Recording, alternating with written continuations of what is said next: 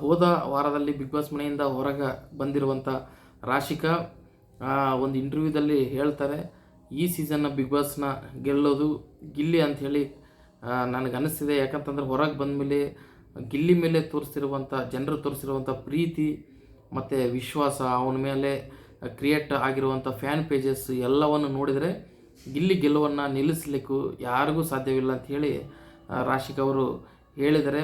Actually ಮನೆಯಲ್ಲಿದ್ದಾಗ ಗಿಲ್ಲಿಗೂ ರಾಶಿಕಾಗೂ ತುಂಬ clashes ಆಗ್ತಾಯಿದ್ವು.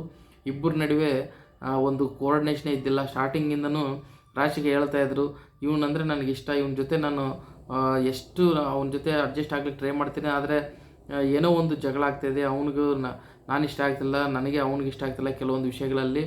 So ನಮ್ಮಿಬ್ಬರ ನಡುವೆ ಒಂದು ಕೋಆರ್ಡಿನೇಷನೇ ಬರ್ತಿಲ್ಲ ಅಂಥೇಳಿ ರಾಶಿಕಾ ಹೇಳ್ಕೊಂಡಿದ್ದಾರೆ. ಅಷ್ಟೇ ಅಲ್ಲದೆ ಒಂದು ಸಲ ಗಿಲ್ಲಿ ನನ್ನನ್ನು ಕ್ಯಾಪ್ಟನ್ಸಿದಿಂದ ಹೊರಗೆ ತೆಗೆದಿರ್ತಾನೆ ಅಷ್ಟೇ, ಮತ್ತು ಅವನೇ ಒಂದು ಚಾನ್ಸ್ ನನಗೆ ಕೊಡ್ತಾನೆ. ಇಷ್ಟೆಲ್ಲ ಮಾಡಿದ್ರು ನಾವು ಎಷ್ಟೋ ಸಲ ಇಬ್ಬರು ಕೂಡ ಹೊಂದಾಣಿಕೆ ಮಾಡ್ಕೊಳ್ಳೋಕ್ಕೆ ಟ್ರೈ ಮಾಡಿದ್ರು, ಅದು ಯಾಕೋ ಆಗಲಿಲ್ಲ.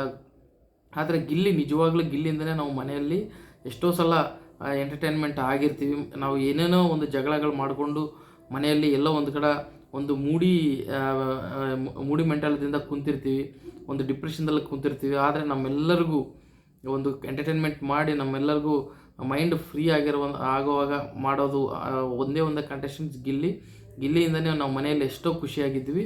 ನಿಜವಾಗ್ಲೂ ಹೊರಗೆ ಬಂದಮೇಲೆ ಗಿಲ್ಲಿಗಿರುವಂಥ ಫ್ಯಾನ್ಸ್, ಅವನು ಗಿಲ್ಲಿ ಜನರಿಂದ ಗಿಟ್ಟಿಸ್ಕೊಂಡಿರುವಂಥ ಈ ಪ್ರೀತಿ ನೋಡಿದ್ರೆ ನಿಜವಾಗ್ಲೂ ನನಗೆ ಹೆಮ್ಮೆ ಅನಿಸುತ್ತೆ.